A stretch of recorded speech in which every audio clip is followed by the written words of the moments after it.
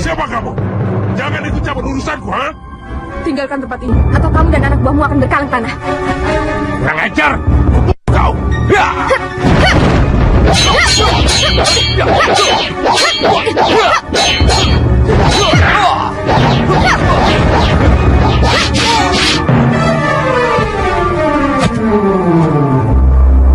Katanya burung panggang ini bagus Torodipo.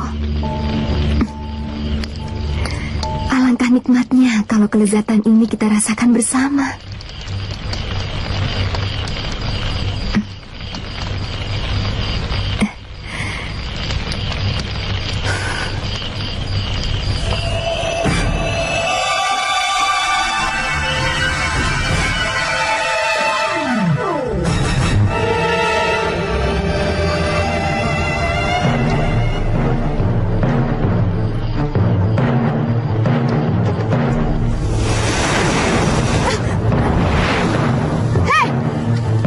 Ular tidak tahu malu.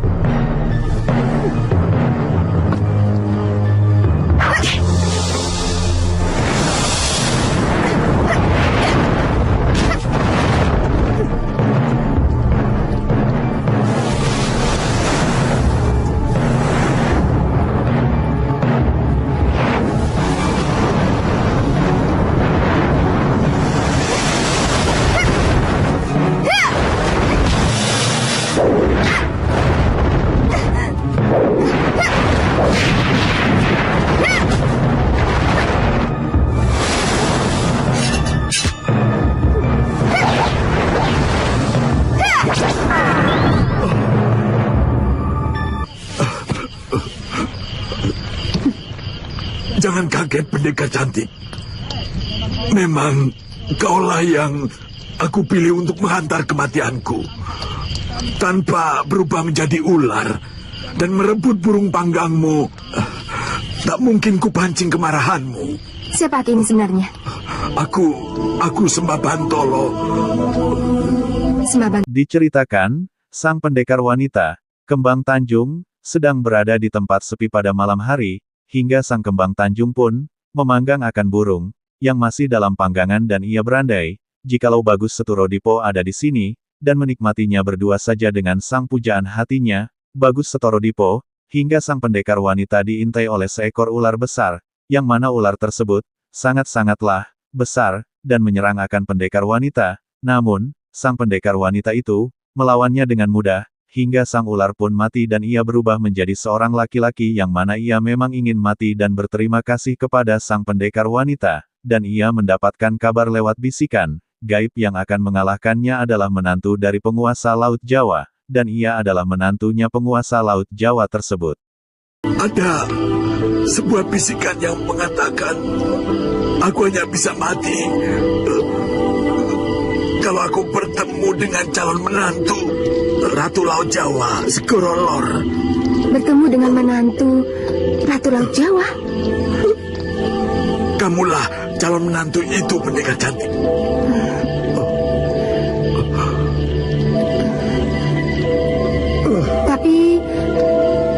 Tapi siapa Ratu Laut Jawa itu? Dan dari mana Senopati tahu bahwa saya adalah calon menantunya? Bisikan itu datang lagi dengan terciumnya burung panggang. Senopati? Terima kasih, pendekar cantik. Terima kasih, kamu telah mengantarkan kematianku. Senopati?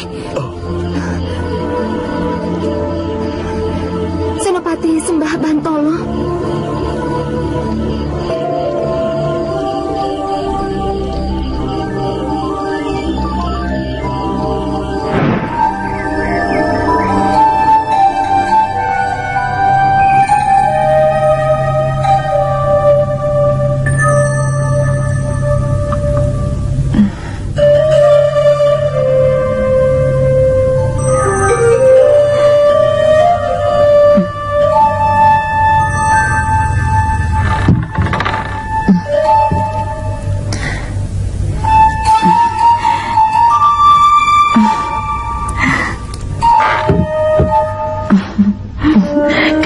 begini, bisa dipastikan Katumenggungan akan kembali berseri.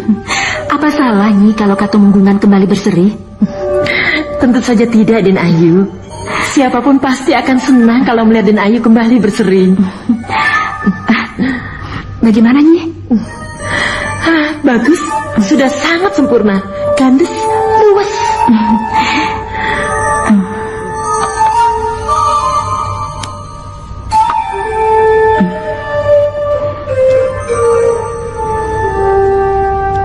Nyi Bira tahu di mana Bayu Samudro berada? Kalau tidak salah di tempat latihan, Den Ayu. Antar saya ke sana Nyi. Den Ayu mau ke tempat latihan? Iya, ada yang salah? Tidak juga. Tapi Sudahlah Nyi, antar saja saya ke sana. Ya? Den Ayu. Den Ayu, kalau Den Ayu ingin bicara dengan Raden Bayu Samudro, apa tidak sebaiknya diaturi menghadap saja Raden Bayu Samudronya, Den Ayu? Sudahlah Nyi, antarkan saja. Saya ingin ke sana.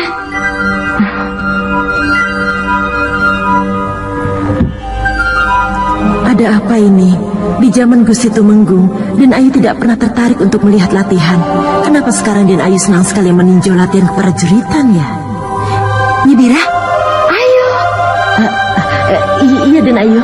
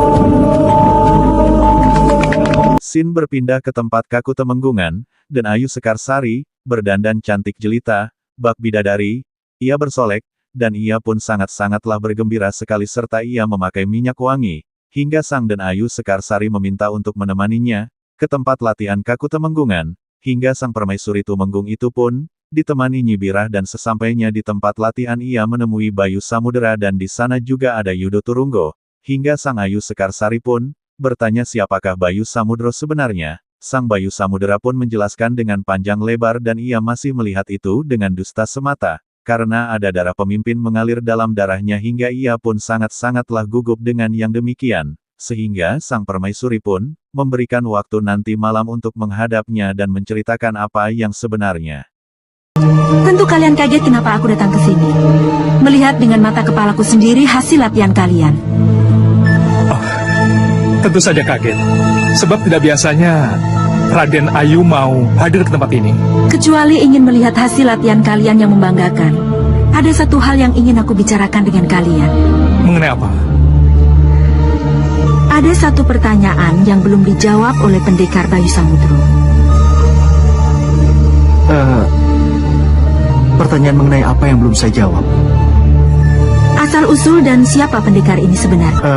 Kalau tidak salah, saya sudah menjawab pertanyaan itu. Saya ini anak desa. Randu Alas rumah saya.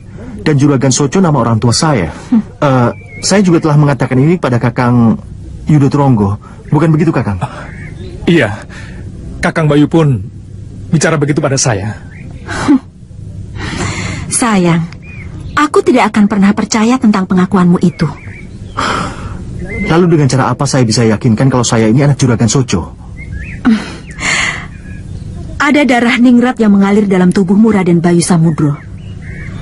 Aku melihat dan merasakan itu. Raden Ayu? Aku menunggu pengakuanmu paling lambat nanti malam, Raden Bayu Samudro.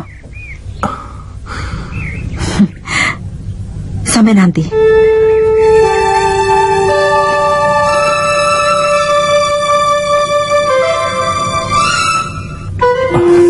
Kakang Bayu. Kalau benar Kakang masih berdarah biru, untuk apa Kakang merahasiakannya?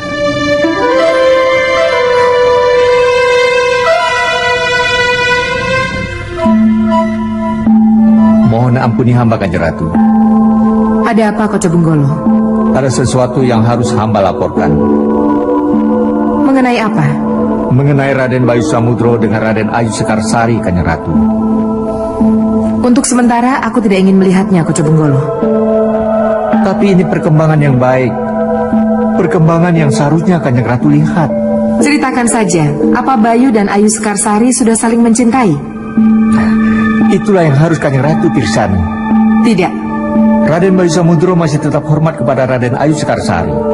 Kelihatannya tidak ada tanda-tanda Raden Bayu Samudro jatuh cinta kepada Raden Ayu Sekarsari, Kanjeng Ratu. Bagus.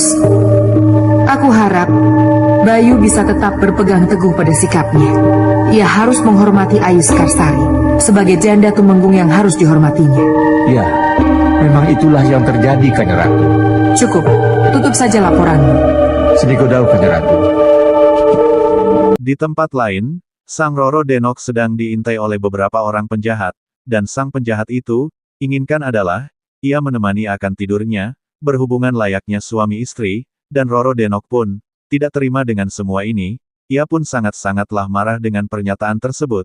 Kemudian pertarungan pun terjadi dan Roro Denok pun juga ditolong oleh Senopati Kondo Manik yang mana ia kebingungan, dalam hal ini, ia pun, menjelaskannya nanti dan membawanya untuk berbicara lebih jauh dengan tempat yang aman.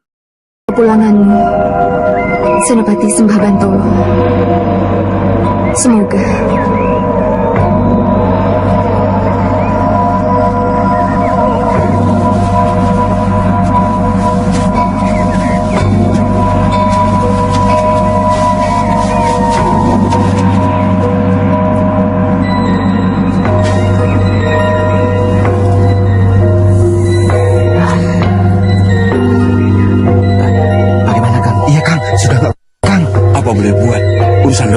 saja. Iya, Kang. Kita ganyang dulu si bagus itu. Iya. Cepat siapkan teman-temanmu. Baik, baik. Ayo. Ayo. Oh.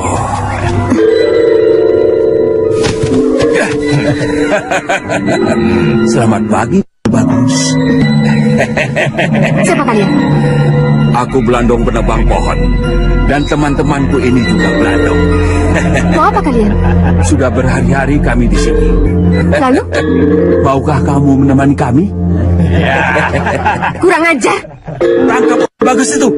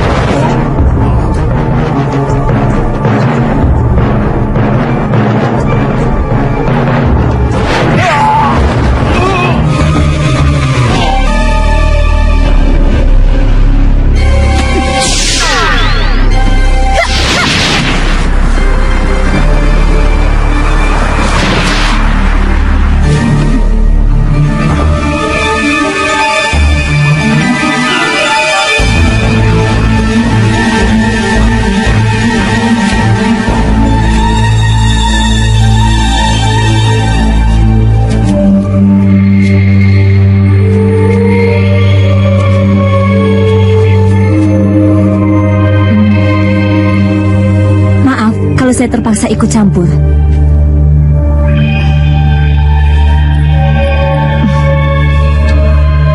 Siapa Nini sebenarnya? Kenapa Nini tiba-tiba datang dan... Yang jelas, saya sangat mengenalmu, Roro Denok. Nini sangat mengenal saya. Iya. Nini dari... Kita tinggalkan dulu tempat ini. Mari, kita cari tempat yang nyaman untuk bicara.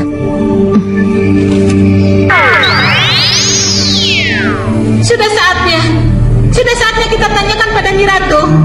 Mana wadah kita? Kapan wadah kita akan disempurnakan? Haruskah kalian hidup, jalan, dan berperang dengan keadaan kalian yang seperti ini? Tidak, tidak saudara-saudaraku.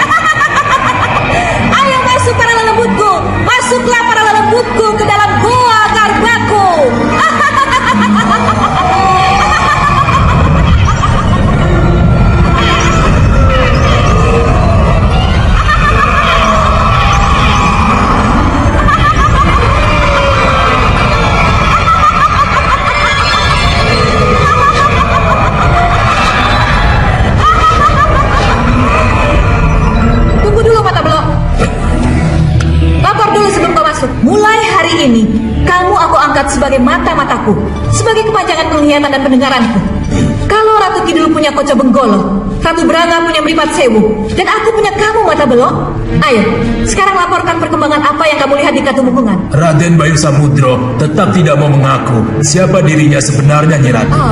Raden Bayu Samudro tetap tidak mau menyebut Segoro Kidul sebagai tempat pendadahannya, Nyi Ratu. Bagus sekali. Memang itu yang aku harapkan.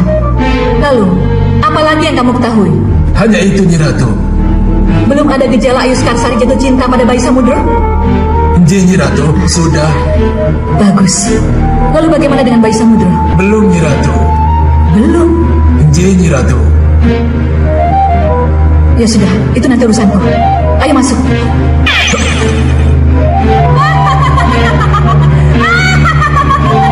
Sebentar lagi Ayu Sekarsari. Sebentar lagi akan kamu jalani kutuk itu. Nyi Ratu. Bikin kaget saja kamu.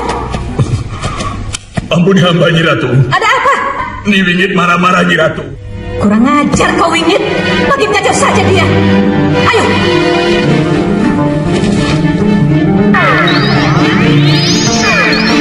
Sin berpindah ke tempat Seto Gondro mayit yang mana Sang Nyi Wingit marah-marah karena Sang Nyi Wingit ingin wadah aslinya, oleh karenanya Sang Nyi Wingit pun marah-marah dan berkomplot ingin wadah aslinya, sedangkan Sang Nyi Ratu Gendeng Permoni, ia pun ingin mengetahui akan kejadian di Kakutemenggungan, dan ia melaporkan dengan hasil yang ia lihat.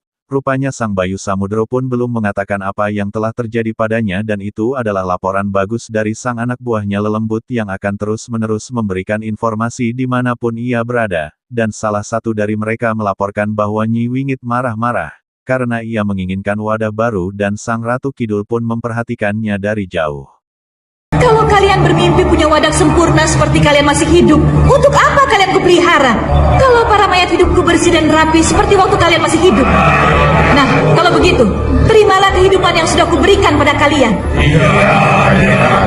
Iya, Nyi Ratu. Dan kau Ki Bargowo, pada saatnya nanti akan kupertunjukkan kau dengan pencabut patokmu.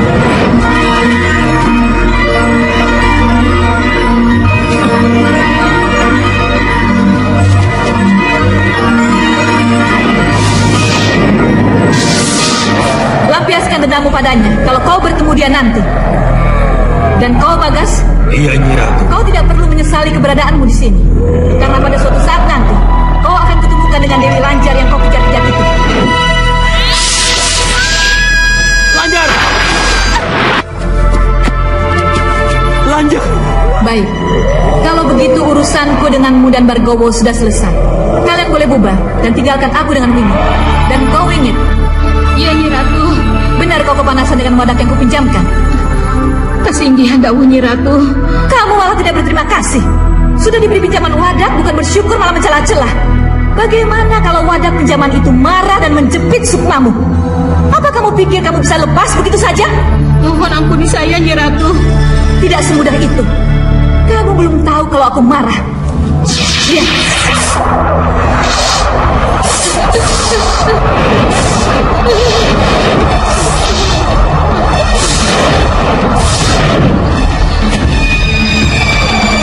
Tidak, jangan kurung saya di sini.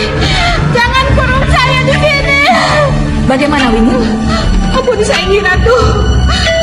Saya tidak akan macam-macam lagi. Saya akan menuruti segala perintah Nyi Ratu. Ampuni saya Nyi Ratu. Baik, kuampuni kamu. Kembalilah ke wadah pinjamanmu itu.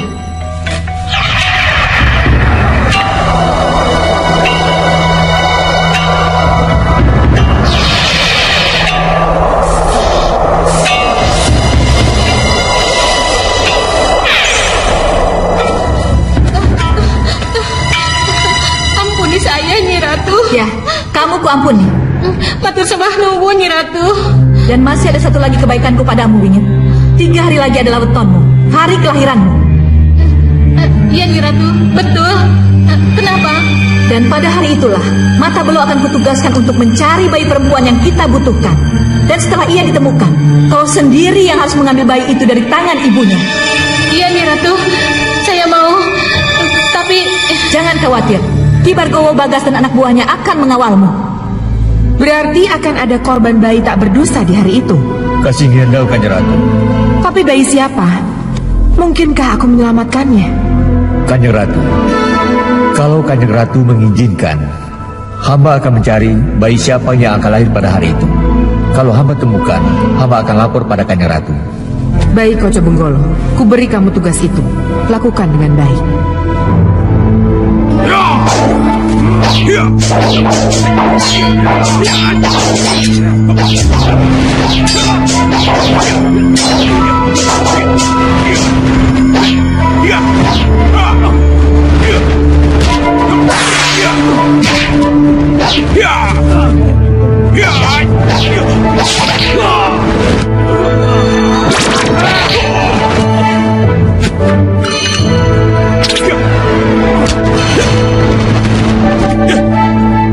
Cukup, hentikan!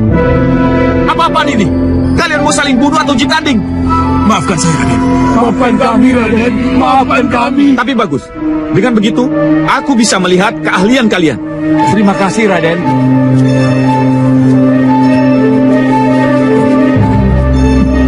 Ya, kalian berdua kuangkat menjadi jago andalanku.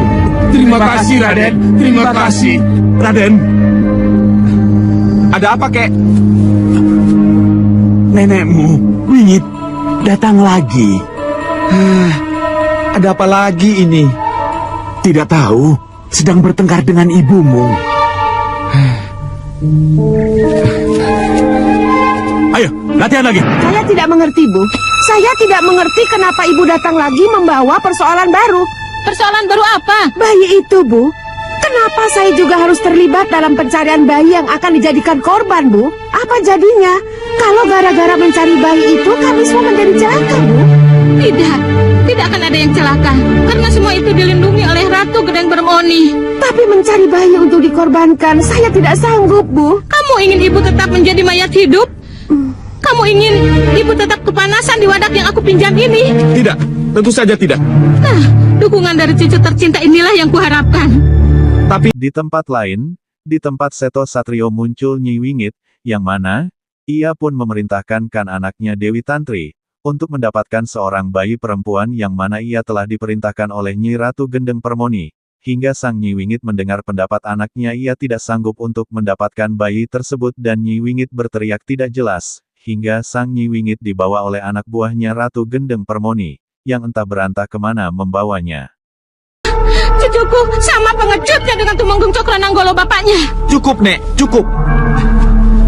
Aku ini bukan pengecut seperti yang nenek tuduhkan. Aku ini kesatria. Satria macam apa? Kalau hanya mencari bayi saja tidak berani. Tidak, Nek, tidak. Aku tidak akan mencari bayi itu. Aku kesatria. Aku sanggup berperang dengan siapapun. Tapi mencuri dan membunuh bayi, tidak, Nek. Baik. Aku tahu. Ini semua salahku. Aku terlalu mencintai anakku. Aku terlalu mencintai cucuku. Karena cintaku yang terlalu berlimpah itu, aku menjadi lupa diri. Aku telah mengorbankan segalanya untuk kalian. Ya, inilah nasib burukmu, Wingit. Kau telah gadaikan dirimu pada Ratu Gedeng Permoni. Kau pasung dirimu sendiri. Kau pasung jiwamu. Sehingga kau tak mampu melepaskannya dari belenggu yang merantaimu. Oh, nasibku. Oh, nasib. Kenapa nasib buruk selalu merangkulku? Sudah, Nyi, sudah. Tidak, jauhi aku, Surolango. Dengar dulu, Nyi, dengar. Tidak, Surolango. Kenapa, Nyi? Kenapa? Hah? Karena mula nasibku menjadi begini. Karena aku? Karena aku yang membuatmu seperti ini? Kemiskinan, Ki. Ya ampun. Karena kemiskinanlah yang membuatku jadi begini. Kalau kita tidak miskin, tentu Tantri tidak akan kita bawa ke Kanjeng Tumenggung Cokronanggolo. Kalau kita tidak miskin, tidak akan anak perempuan kita disia-sia. Aku melakukan semua ini karena mereka. Aku bersedia menjadi keset. Aku bersedia menjadi pijakan kaki Ratu Gedeng Permoni demi mereka. Tapi apa balasan mereka? Apa yang terjadi?